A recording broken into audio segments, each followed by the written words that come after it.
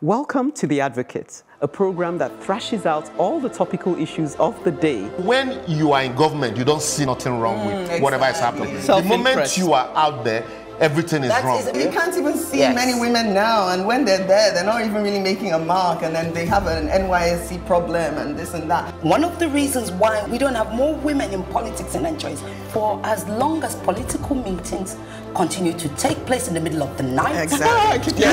Really disastrous for a president to even say to be unaware of the chief It's justice. a ploy. It could be a strategy. That strategy was Backfire. very terrible strategy. Because the buck stops at your table. Whether it's that we don't look after our cities, and quite frankly, Nigeria is becoming a very ugly place. When you are the only one feeding the people with this news, and there is nobody countering them, it becomes, the news. Welcome to The Advocate, where we keep our finger on the pulse and explore solutions to the issues that concern all of us. Today, I'll be dealing with the pertinent issue of Fulanization in the light of the proposed Ruga, or is it Ruga, settlements, among other matters. Chuka delves into the matter of poverty and greed and asks if the poor are robbed of choice due to their circumstances. Emeka reminds us of other constraints in the area of public expression by asking, what is hate speech? Ekene endeavors to present the broader perspective as she interrogates the authenticity of relative morality or moral relativism. Apologies on behalf of advocates Liberus and Ireti, who are unavoidably missing in action. Nonetheless, the action starts here and now. Stay tuned. The best solution to rumors of war is to shed more light on the troublesome issue. A month or so ago, the Buhari-led government announced plans to set up an AM radio station for Fulani herdsmen to broadcast in Fulfulde. The Minister of Education, Adamu, confirmed the acquisition of the license, stating that the radio service will be strictly in the Fulani language. In the minister's words, the radio service will serve as a vehicle for social mobilization and education, in addition to interactive radio instruction methodology that will be adopted to reach the very hard-to-reach segment of our target population. Additionally, it will enhance our capacity to address crisis between herders and farmers with attendant consequences to loss of lives, destruction of productive assets, nomadic schools, facilities, teaching and learning resources. Those in opposition have raised the following concerns. Why does the government that has, in the last 4 years, denied responsibility on behalf of the Fulani herdsmen for crimes they even owned up to, now want to set up a radio for them to address the same issues? Secondly, Section 55 of the 1999 Constitution recognizes English, Yoruba, Hausa, and Igbo as languages in which the official business of the National Assembly can be conducted. There is no mention of Fulani, which is not a language most Northerners even understand. Thirdly, there is great concern that the proposed radio will become a weapon for spreading hate propaganda against other nationalities in Nigeria, given the kid gloves treatment which the Buhari administration has handled the killings of thousands of Nigerians in the last 4 years. Many are aware of the genocide-aiding role radio played in Rwanda from 1993 to the late 1994. Now, more recently, the presidency announced the commencement of the Ruga settlement project. As explained by Garba Shehu, the presidential spokesperson, Ruga settlement simply means rural settlement in which animal farmers, not just cattle herders, will be settled in an organized place with provision of necessary and adequate basic amenities such as schools, hospitals, road networks, vet clinics, markets and manufacturing entities that will process and add value to meats and animal products. According to him, the overall benefit to the nation includes a drastic reduction in conflicts between herders and farmers, amongst other listed benefits. However, the Southern and Middle Belt Leaders Forum have concluded that the plan is repugnant, repulsive, and provocative. The forum alleges that the initiative is a subtle attempt to colonize the rest of Nigeria under the guise of promoting cattle rearing. They further explain that the cattle rearing is a private business that should not have the involvement of government, arguing that a government interested in the unity of the country should not dabble into such business which tends to promote one ethnic group over another. So, is there a Fulanization agenda in play by this government, as claimed by the likes of Chief Olusegun Obasanjo and various groups? Over to you, my fellow panelists. Who starts first? Yeah, oh, I could kick off. Okay. You look Fulani anyhow. So. Do I? Really? I don't know. I think she looks more Igbo. I don't even know what I look like. Anyway, Jamaican. I keep being said Ranka did it to me anyway. So, you know, I was looking at, when you were talking, I was writing, what if there was? So what? What do we then do? Because a lot of what I feel uncomfortable about around this whole discussion is that all it does is stir up more distrust. People make all sorts of allegations, and we're still no further on in terms of solving the problem. You know, so yes, clearly one thing we can clearly, you know, you and I were talking about certain issues, and you said what you didn't like about the whole trial by media thing is that at the end of the day, there's no legal course that can actually identify right from wrong. And that's how I feel about the Fulanization thing. You throw a bombshell out there, and we're not any further, you know, when there's no clarity being given. So one of the things I can hold on to is that clearly the government haven't dealt with this thing in the most diplomatic way. So people keep saying, you haven't tried a single Fulani person for all the crimes we've been hearing of going over the years. You said they're being handled with kid gloves. So that sense of impropriety or inequity is still plaguing us till today. So we still need to demand. And then I said to myself, is giving them a settlement going to solve the problem?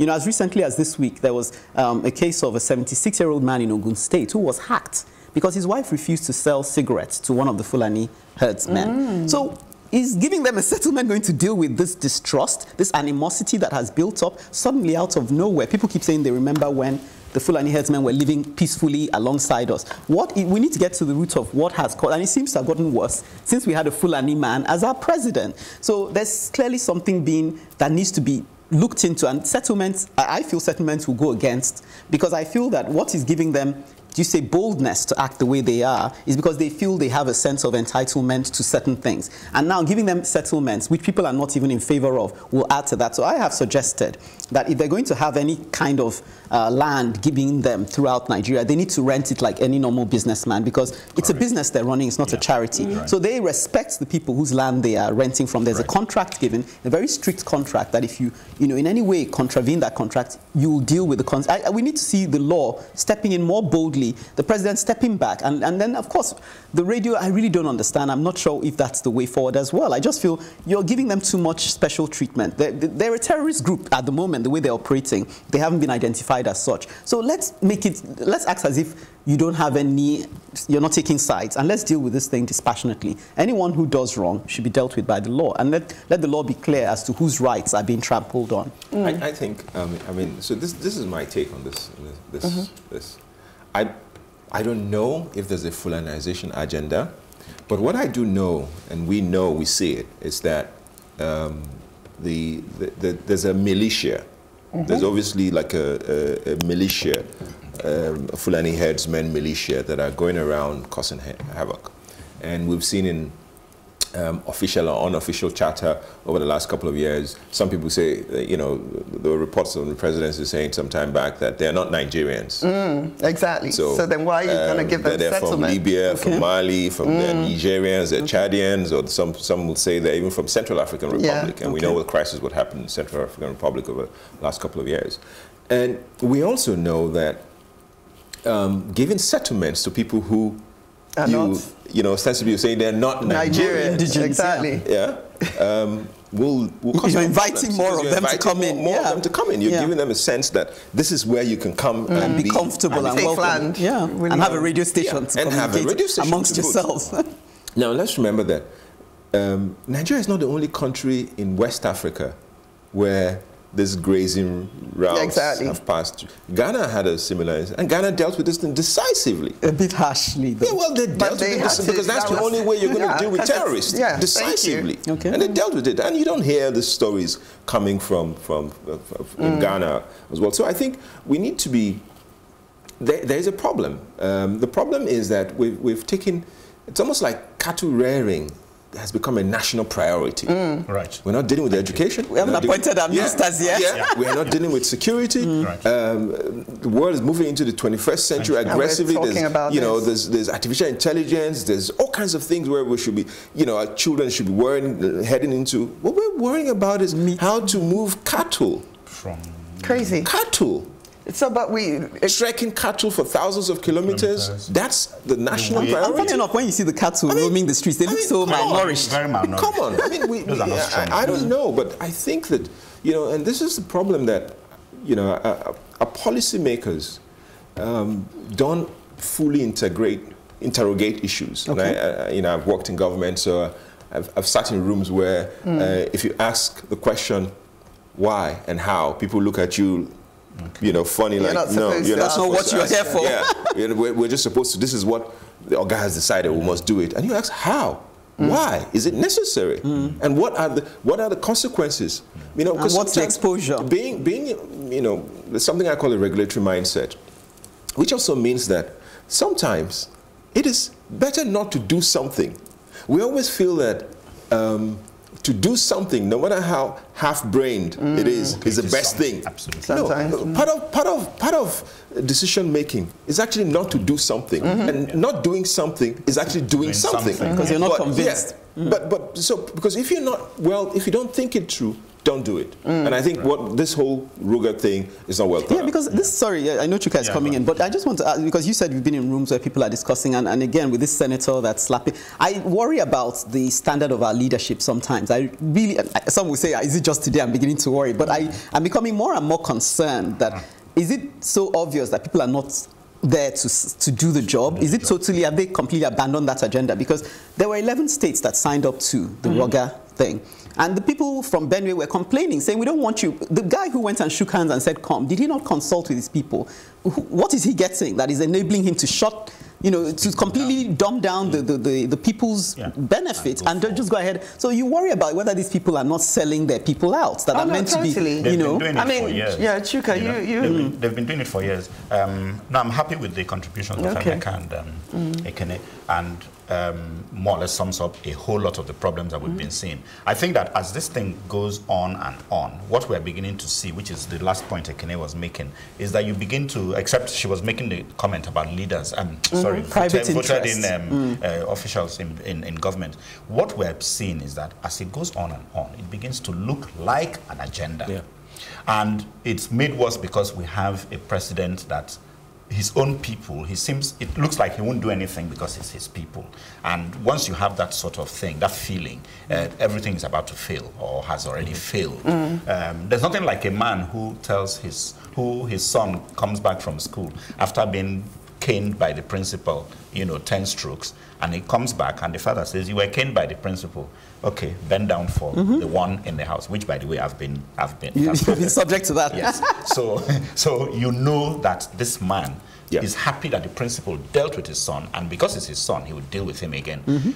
The problem is, even I believe now there's an agenda. No, but you see, the point I was going to make is an agenda can't thrive just because of one person. That's why I was calling into question the governors who are shaking hands. All these other leaders, even if somebody has an agenda, it's your job not to. That's the whole point of separation of power. If you have an agenda and you call me and you can give me... Yeah, you can give me reasons. So it's the private interest again. You can give me $5 million. It's not necessarily a private interest for give me $5 million. Buhari. It's a Fulani. No, I'm saying that even if he was, which I haven't accepted, even if, say, the president had an agenda or something, he wouldn't be able to execute that agenda without the cooperation of our leadership, who are still playing this game. The money is so the point for me is this, because we also need to be careful not to demonize a whole group of people. Okay, please. Because that point has to be made. Yes, please.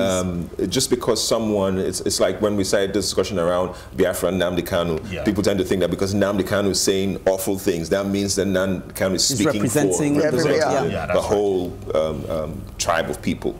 So I think we also need to be careful that sometimes the same thing like in the Second World War, Hitler doing the things. Not all Germans agreed, but enough of them. But the silent majority did not do anything. That's the thing, and that's what led to the massacres. No, but then that's why I made the point of the 11 states. Those 11 governors who said come and make a settlement, and your people are busy while you're saying come. Your people are saying we don't even have land to graze our animals. And so why didn't you check with them? Aren't you a representative of peace? I hold them accountable. Why are you shaking hands when your people are not in accord? You raised a question about, we don't, you don't really want to focus on whether there's a Fulani agenda or not. But I think it's actually important that we establish in our minds, whether there's a Fulani agenda, because only when you establish that there is something sinister going on, will you then be willing to take action? Now, the reason this Ruga settlement project has been at least suspended is because people have woken up to the knowledge that there really is probably an agenda going on here. Right. Also, we have to look at it and wonder, why was it even suspended? Because they said it's a voluntary, project, like you opt in voluntarily. Right. There have been the northern states have opted in, and the southeastern states have decided not to opt out. Why then was it suspended? All right, well, okay. It is evident that avoiding an issue is often not the best policy. Chuka confronts the matter of poverty and greed after the break. Stay with us.